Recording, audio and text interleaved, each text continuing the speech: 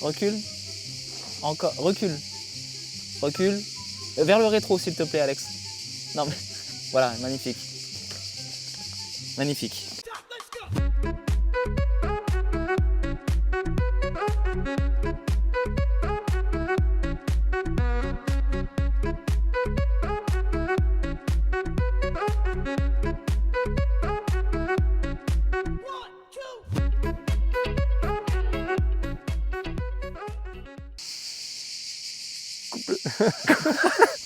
Ouais, ça va être long.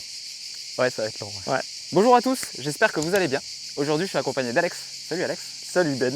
Alors, ça risque d'être compliqué aujourd'hui à filmer puisque Alex est un ami à moi. Et ça fait genre combien de temps qu'on doit filmer ton auto? Beaucoup trop longtemps. Beaucoup trop longtemps. Alors, désolé pour les bruits ambiants. Pour tous ceux qui habitent au-dessus d'Avignon, ça s'appelle des cigales et on a ça l'été chez nous. Voilà, donc soyez indulgents s'il vous plaît. Merci. Alors, le sujet du jour, c'est une magnifique Alfa Romeo Speeder. Je dis bien Speeder parce que c'est un I et non un Y. C'est pas une Spider. C'est pas une Spider. Les Italiens n'ont jamais fait les choses comme les autres. Donc c'est une Alfa Romeo Speeder Duetto Coda Tronca. C'est ça. 5000, si on doit rajouter. 2000. C'est le speeder le plus produit de tous les temps. Pas en termes d'exemplaires puisqu'elle a été faite à environ 125 000 unités. Ouais. Mais en termes de durée, elle a été produite de 66 à 93. Et ils ont gardé à peu près la même carrosserie durant... Il y a eu beaucoup d'évolutions esthétiques. On va dire ça. On va y venir après. Mais c'est vrai que 30 ans, quasi 30 ans de carrière pour un Spider, bah c'est juste énorme. Je ne sais pas pourquoi ils l'ont fait durer aussi longtemps, cette voiture. Ils ont peut-être trouvé la poule aux œufs d'or, j'en sais rien. En tout cas, 125 000 exemplaires, ça fait pas beaucoup d'unités produites à l'année. Sur 30 ans, ça fait pas beaucoup. C'est clair. Pour les puristes, la dernière vraie Alfa Romeo de la grande époque Alfa. Ouais, c'est ça. La base, c'est une Giulia Berlin. Donc elle partage le châssis et les trains roulants, il me semble, ainsi que le moteur. Ouais, le moteur aussi, j'allais dire. Donc ça a été fait en 1300, 1600, 1750 et 2 litres. Il y a eu 4 versions de base de cette voiture-là et d'autres petites, mais 4 grosses versions. Il y a eu l'os de sèche. On le dit pas en italien, c'est trop compliqué. Attends, je vais le dire en italien quand même. Alors sachez que j'ai fait français LV2, donc déjà ça part mal, tu vois. Donc c'est la Osso di Seppia. Voilà, donc celle-là elle a été faite jusqu'en 1968, donc uniquement 2 ans, c'est la plus rare, c'est la plus désirée. Ouais. Elle a l'arrière, pour ceux qui adorent le Mans comme moi, c'est un peu une version long tail. Ouais, voilà. C'est ça, c'est la seule différence quasiment. Il y a cette version-là ensuite, qui est la Coda Tronca, ça veut dire arrière tronqué. Voilà. Ils ont pris la disqueuse, ils ont coupé l'arrière, il n'y a plus de sous. Il fallait récupérer de la tôle. Donc voilà, celle-ci, c'est la version qui a duré le plus longtemps, jusqu'en 1983. Les gros changements, c'était l'arrière tronqué, il y avait les pare-chocs avec la bande de caoutchouc. Oui, en plus. Ils avaient supprimé les bulles de phare que tu as sur la chaîne. C'était une option. On en reviendra ensuite. Et d'autres trucs, voilà. Donc celle-là jusqu'en 1983. Ouais, c'est ça. Ensuite, la troisième version, c'est la version Aerodynamica. Donc la même avec des appendices aérodynamiques, clairement faites pour le marché US. Oui. On va pas se mentir, avec des éléments en plastique moussés un peu de partout là. Et la dernière version, c'était la Ultima. C'est ça. Voilà, jusqu'en 93. Alors, j'ai pas les mots. Désolé. J'ai pas les mots. Je peux rien dire. Désolé pour ceux qui l'adorent, moi je la trouve à vomir. En fait, c'est comme toutes les voitures magnifiques des années 60 qui ont été étirées à travers les années. Et malheureusement, quand tu prends un dessin originel des années 60 de Pininfarina et que tu ajoutes des pare-chocs moulés des années 90, voilà. Et cette voiture-là, niveau des specs techniques, elle fait entre 940 et 1040 kg. Elle a pris de l'embonpoint au fur et à mesure des années. Et ça dépendait des options. Et ça dépendait de ce que tu avais dessus aussi. C'est peut-être l'une des Alphas les plus emblématiques de la production des années 60. La Dolce Vita. Oui. Voilà. Oui, 60-70. Si ton exemplaire, attends, bouge pas, je l'ai noté. Vas-y, note. Il a été produit à 38 000 exemplaires. Donc la Coda Tronca qui a été faite de 71 à 83 en version 2 litres. Voilà, c'est les versions 2 litres là. Voilà, parce qu'il y en a eu beaucoup plus. Voilà. Mais avec ce moteur-là, 38 000 exemplaires. C'est ça. Le 2 litres, c'est à partir de 71. Voilà. Donc c'est le plus gros moteur qu'on a dans cette auto-là. Ça sort combien de chevaux ça? 130. C'est très bien déjà. Bon, on va faire le tour de la voiture. Tu vas un peu nous parler de ton histoire. Ouais. De son histoire. Eh bien, la voiture, ça fait... Attends 2 secondes. On va changer d'angle. Coupez pour de bruit alors. Allez, c'est parti. Alex. Explique-nous un peu l'histoire déjà de ton auto. Qu'est-ce qui fait que tu as ça aujourd'hui? Eh bien, cette voiture, ça fait depuis 2000 qu'elle est dans la famille. Ok. C'est mon grand-père qui l'a racheté, alors si je dis pas de bêtises, en Bretagne en février 2000. Et elle avait 30 000 km. Ok. Voilà, c'est une femme c'était son mari qui avait acheté ça pour sa femme. Elle voulait un décapotable et elle roulait pas avec. Donc toi, on l'a pas dit tout à l'heure, elle est de 79, hein, celle-ci. Ouais, c'est ça, elle est de 79, okay. Exactement. Et depuis 2000, eh ben, il a quasiment tout refait ce qui était à refaire. Elle a été finie, peaufinée, on va dire. C'est jamais fini une voiture. Oui, voilà. Mais elle a été bien présentable et propre en 2008. Et depuis, après, ça a été des rallyes, des balades. Une voiture de week-end, quoi. Alors pour une fois qu'on a une Alfa sur la chaîne, c'est très rare déjà parce que... Chose à préciser, Nico, salut, elle n'est pas rouillée. C'est ce que j'allais dire. Vous pouvez passer dessous, j'allais dire une Alfa sans fuite et sans rouille, c'est très beau et c'est très rare. Nico, si vous avez suivi les aventures sur Instagram, il avait une Giulia de 69, 1300 GT Junior, qu'il a vite revendue puisque c'était un oignon. Et la rouille, voilà, heureusement qu'il y avait tonton Dylan encore pour sauver ça. Dylan, t'auras pas bossé sur celle-là non plus. Elle est neuve.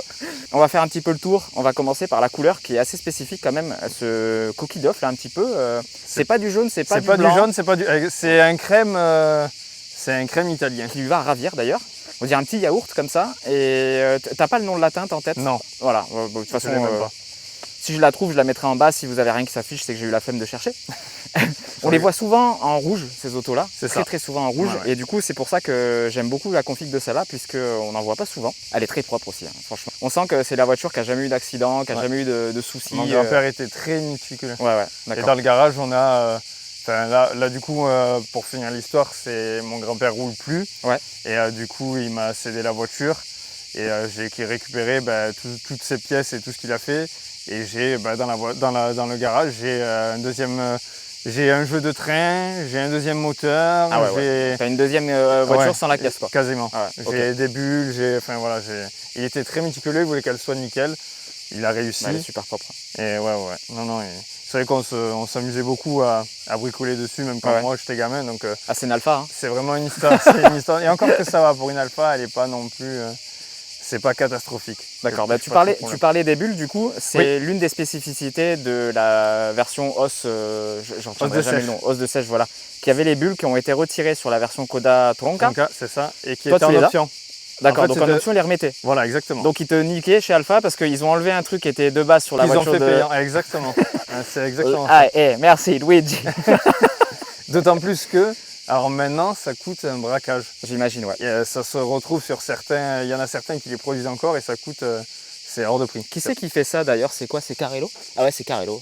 Ce qui est rigolo, tu vois, un truc vraiment drôle, c'est que les phares de la Twingo, c'est des Carello aussi. De la Twingo? Ouais, je te D'accord, ok. Ouais, c'est du Carello, voilà. C'est tout. C'est l'info du jour. L'info du jour. Il y avait spécificité aussi, les pare-chocs avec la bande en caoutchouc comme ça qui n'était pas sur les versions de base. Elles avaient vraiment des bandes très très fines, des pare-chocs en tôle uniquement. Et on récupère toujours sur les Alpha cette calandre mythique là, qui est, on va pas se mentir, plus ou moins intégrée bien sur ce modèle. Plus ou moins bien, on va dire. On voit que en fait, les années ont passé et qu'ils ont mis à jour entre guillemets la voiture avec la ligne Pininfarina des années 60. Donc c'est pas... Pour être honnête avec toi, c'est pas parce que tu es là, tu es mon ami, je peux te dire qu'elle est dégueulasse ta caisse. Mais je trouve que celle-ci, c'est le parfait entre deux au niveau design. Ah oui. Parce qu'en fait, je trouve que celles d'après ont pris une claque dans la gueule. Pour moi, personnellement, ah oui, elles ont été massacrées. Elles sont trop modernes comparées à la ligne de base. On a, tu l'as pas vu encore, mais le père à Guillaume. Salut Guillaume, si tu regardes aussi. Il a la dernière version. Et il a l'aérodynamique. Je l'ai vu chez lui. Pas la Ultima, l'aérodynamique. Et je trouve que j'aime bien cette série, mais je trouve qu'ils les ont massacrés. Il y a cette ligne, moi, que j'adore, là, qu'ils ont gardé d'ailleurs sur de la version de base jusqu'aux dernières. En fait, ce renfoncement qu'on a en plein milieu de la caisse là. Alors, en fait, la voiture, elle est toute arrondie comme ça là. Je sais pas si on s'en rend compte à la caméra. Et je trouve ça hyper stylé. Le pare-brise aussi, je crois qu'ils ont gardé le pare-brise d'origine. Oui, c'est le même. Donc on a de très très belles poignées aussi là. Ça c'est magnifique aussi. Cette caisse, je prends un peu de recul. Voilà, là il y a eu disque Zainel là, ici. Toute cette partie là, ils s'en sont servis. C'est vrai que l'os de sèche, elle est mais waouh. Avec le coffre tout arrondi. Ils s'en sont servis pour faire la 33, je pense. les restes de Spider. D'ailleurs, cette auto, on ne mettra pas la capote parce que c'est juré de mettre la capote sur un Spider. C'est dommage, elle est neuve. Elle vient d'être changée? Ouais, c'est ça. D'accord. Tu as la E hardtop aussi? Oui, oui, oui. D'ailleurs, ça a été épique. Voilà, c'est ce que j'allais dire, Ben est au courant. J'étais là quand on a ramené cette voiture de Toulouse, avec le hardtop qui tenait par une agrafe. Ouais, c'est ça. On se chiait dessus sur l'autoroute. Il était posé. Et ça l'a fait au final. C'est tellement lourd en fait là-dessus les trucs. Ouais, c'est un bœuf. Et puis on a cet arrière plat là. Donc du coup avec des feux beaucoup plus récents par rapport au design de l'auto. De l'ancienne. Voilà. Et j'adore la sortie style M5 d'époque excentrée vers le bas là. Je trouve ça délirant. Donc est-ce que les Koda Tronca comme ça, elles ont eu des feux différents, les premières versions en 68? Je suis même pas sûr. Je regarde. Là, tu me poses une colle, mais je sais pas. Honnêtement, j'ai aucune idée. D'accord. Puis on a ce gros pare-choc aussi du coup toujours avec le caoutchouc. Hein. Tu nous ouvres le capot moteur? Oui. Et on a un magnifique toutou là. Coucou le toutou. Tadam! Le fabuleux 2 litres double Arbracam bloc aluminium. C'est peut-être le moteur emblématique de chez Alfa, en plus du V6 Busso. De toute façon, à l'époque, il ne se faisait pas trop chier, il n'y avait pas énormément de moteurs, sauf le V8 qu'il y avait dans la Montréal. Donc 130 chevaux, 2 litres. Ce moteur, c'est une vraie corde. Ils ont tiré sur la mèche. En fait, c'est le bloc qui a été réalisé de 1300 jusqu'à 2 litres. Et c'est peut-être la meilleure version, d'ailleurs. Ouais. Voilà, coupleuse, de la puissance. Beaucoup de couple pour une caisse de ces années. Un moteur vachement en avance pour son époque. Hein. Ça c'est un moteur qui date des années début 60 de base, qui a été étiré jusqu'à, je crois, la fin des années 80, il me semble. Non, mais jusqu'à 93 du coup, minimum. Ce que j'aime bien dans ta voiture, Alex, c'est qu'elle est dans son jus à l'intérieur. Belle peinture extérieure et tout, mais il y a encore toutes les étiquettes d'origine qui sont présentes. Tout ça, c'est en peinture d'origine.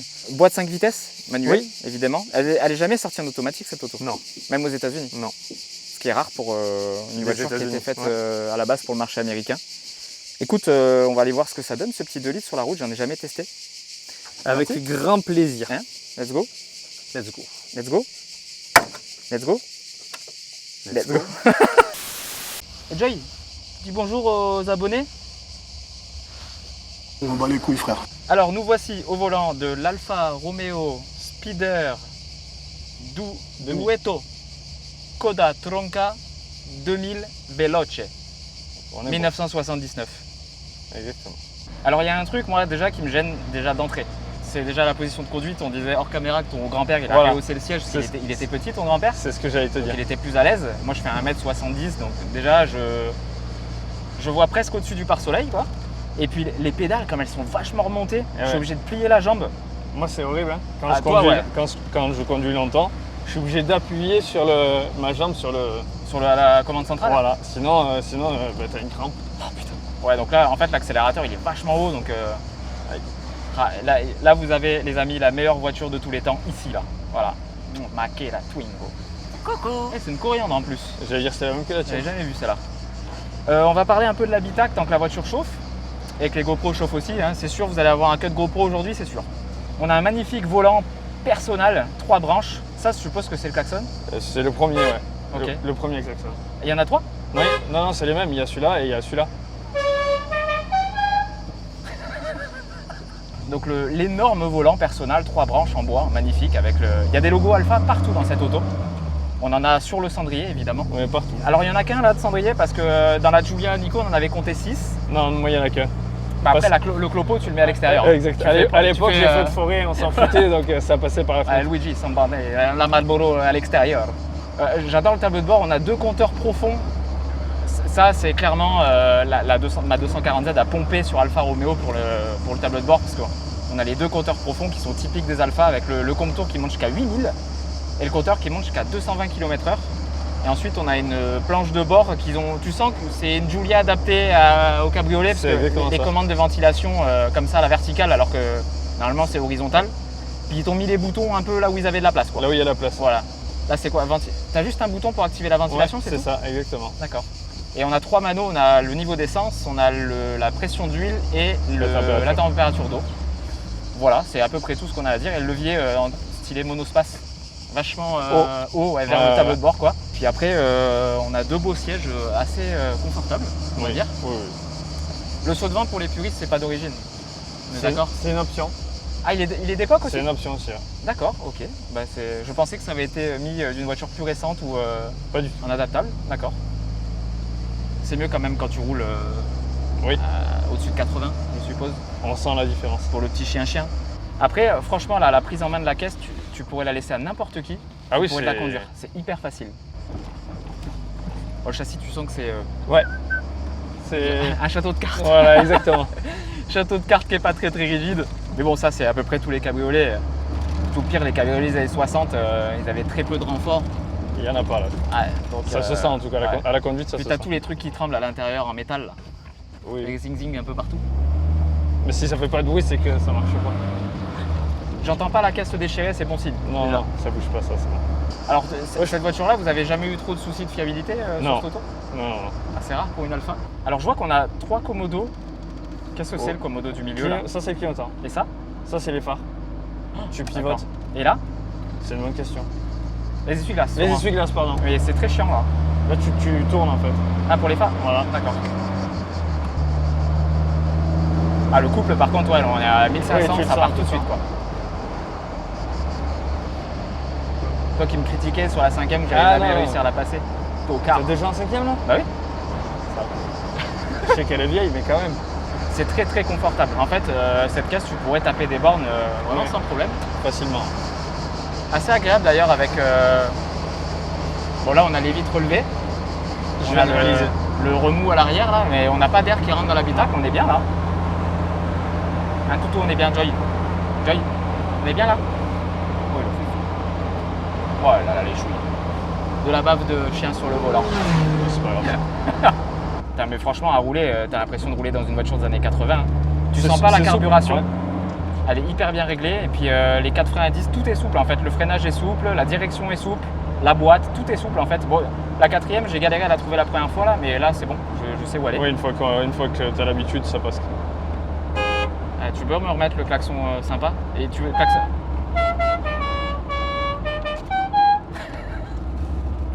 Scarface.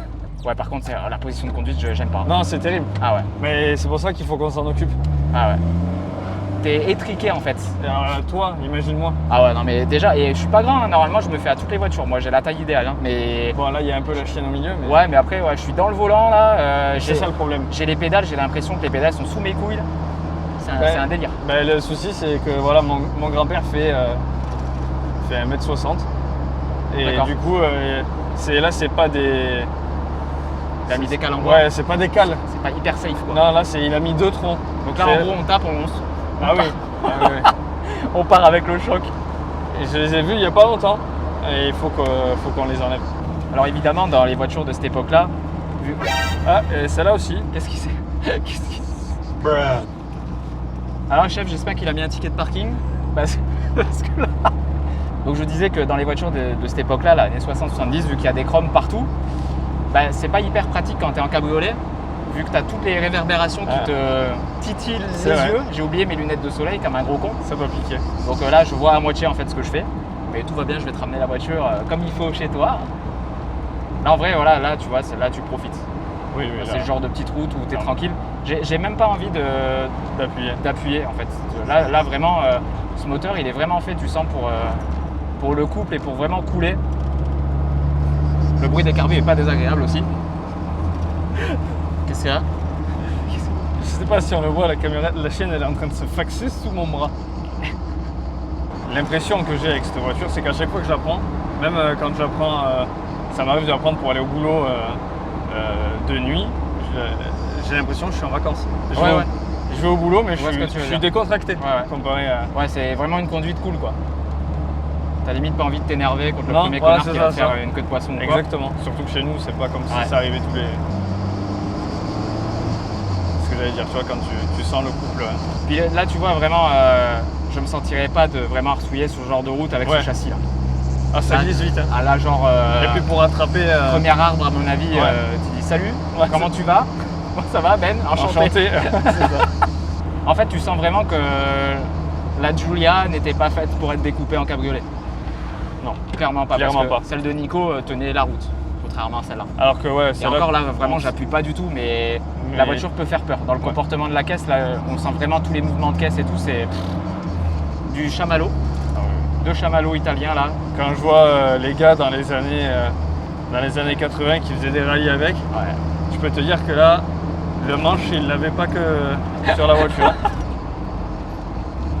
La boîte, elle est super agréable à prendre en main. Ouais. En fait, la position du levier de vitesse, ça peut paraître très haut quand on la voit comme ça, quand on rentre dans la voiture. Ouais. Mais c'est hyper ergonomique. C'est pratique, ouais. Ouais.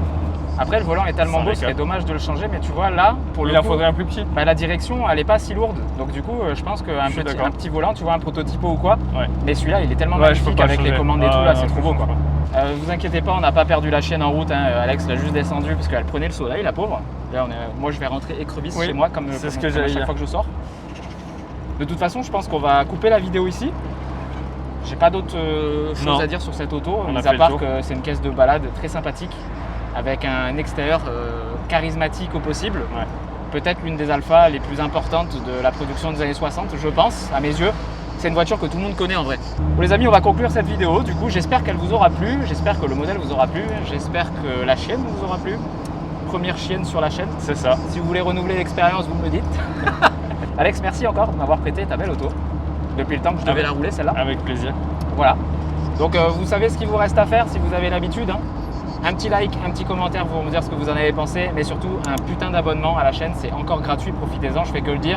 Je vous laisse mon Insta aussi en bas. Voilà, vous auriez vu sur Instagram avant que j'ai posté l'essai que j'avais essayé cette voiture. Donc pour avoir toutes les news de la chaîne en avant-première, c'est sur Instagram que ça se passe. Voilà. Et puis moi je vous dis à très vite. Alors je ne sais pas, là on tourne cette vidéo début août. Je ne sais pas du tout là dans l'ordre des choses quand est-ce que je vais la poster. Donc je ne sais pas s'il y aura une vidéo la semaine prochaine. C'est possible. Donc je vous dis soit à la semaine prochaine, soit à dans 2 semaines. Les amis, je vous fais de gros bisous. Prenez soin de vous et je vous dis à la prochaine. Bisous. 20 minutes later. Tu peux me dire ce qui se passe, Alex? Eh ben va savoir. Elle ne démarre plus? Non. Désolé, du coup on n'a pas les micros, c'est complètement improvisé ce qui se passe ici. Et là, il n'y a même plus de jus, le démarreur se lance même pas. On ment pas. Hein. Je suis désolé. Voilà, merde. Attends, les aiguilles montent? Ouais, regarde, on est à 80. C'est ce que je suis en train de regarder. Ouais, voilà. Vous avez jamais eu trop de soucis de fiabilité sur cette auto? Non. C'était Alpha qui disait. Ouais, la fiabilité, tout ça. Non. Non. En 20 ans qu'elle est dans la famille, il n'y a jamais eu une panne. La compte de ta...